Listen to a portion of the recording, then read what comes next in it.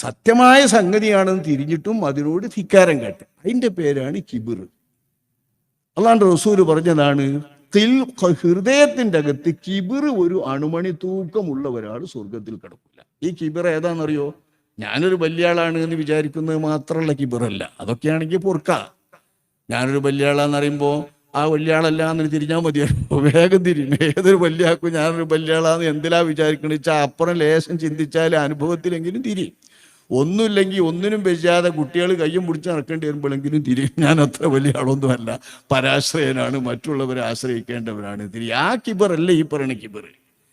ഇത് അള്ളാന്റെ റസൂൽ വിവരിച്ചിട്ടുണ്ട്. ബതുറുൽ ഹഖ് വഗംതുൻ നാസ്, മറ്റുള്ളവരെ നിസ്സാരമാക്കുക.